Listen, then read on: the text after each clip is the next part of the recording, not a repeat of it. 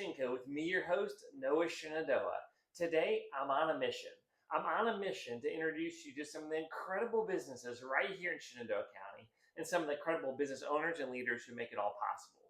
Today, I'm visiting with Savannah, owner of Sweet and Savvy, a home-based bakery out in Bryce. Savannah, it's great to have you and get to know Shinko. Thanks for having me. I'm excited. Absolutely, my pleasure. First question for you Sure. that I have is, what makes Shenandoah County a great place to do business? So I would have to say just the loyalty that comes from all of my customers. I Sure. have some amazing people that have been with me from the beginning, and they will travel to see me at markets. They will Great. book me in advance just so they can work with me. And it's truly just loyalty. Not that they can't go see other people Sure. for treats. Sure, yeah. And I'm sure they do, Yeah. but there's just certain things where they're like, I want you because I've had that relationship with them. And that's so like great. And I just feel like there's a lot of support with that where it's not a, you can't do that because I'm doing that. It's Right. In terms of like the business yeah, environment, and what yes. on that side of it too, Sure. of where you're just like, I'm rooting for you and I hope you're successful, and if I can help you with that, let me know kind of That's thing. huge.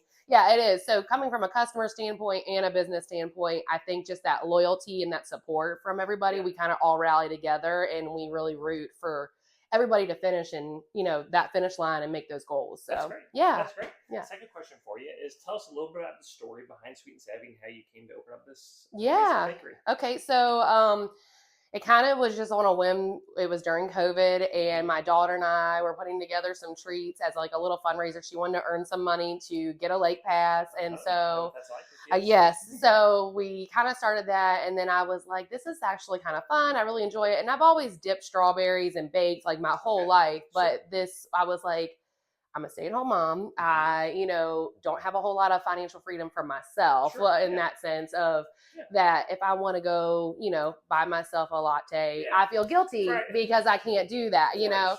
So, and then I was like, I don't have really anything for me that doesn't surround my kids or my family or my home. So I kind of looked at my husband and I said, what do you think if I gave it a go? And he's like, whatever you want to do. Yeah. So, as long as you bake something for him. Right, exactly. The chocolate chip cookies are a must. Okay, good, so, so then I just kind of launched it, and it was just really just talking to people that I knew and was like, hey, can I make something for you? And I started out that, and they were like, you need to kind of take this a little further. And I was like, I don't really know. And I was very hesitant. And then finally I just said, okay, let's do it. And so, and it's just kind of been it's a hobby thing for me that if I can make a little bit extra spending money for us, like that's super helpful. That's so great. So how long ago was that when you started? So officially, officially it was 2020 when we just kind of were low key doing it. And then when I really launched it and started really marketing, it was 2021. So great. Next question for you is, tell us a little bit about what type of baked goods that you offer and how do customers connect with you to purchase them? Yeah. So I do mainly dip treats, cake pops, Rice Krispie treats, pretzels, as you can see here. Yeah, they're great. Yeah, and strawberries. And then I do some baking on the side with cookie cakes is a new thing that I'm working with. And at my markets, I'll do some other things as well, where I might throw some cookies on the table for a market, or I might bring banana bread. It just kind of depends on what goes on. Sure. The newest thing, and I forgot to mention caramel apples. That's the one thing that everybody's crazy about. Yes, for sure. So that Especially was in the fall. in the fall, yes. And then candied fruit is a new thing that it's all over social media. Everybody's obsessed with it. And so somebody was like, I need you to make some candied fruit. And so I've been doing that for like the last 6 months, and that's been kind of taking off too. So That's great. That's great. So those three questions Savannah had in advance, but we always like to kind of do a fun question at the end.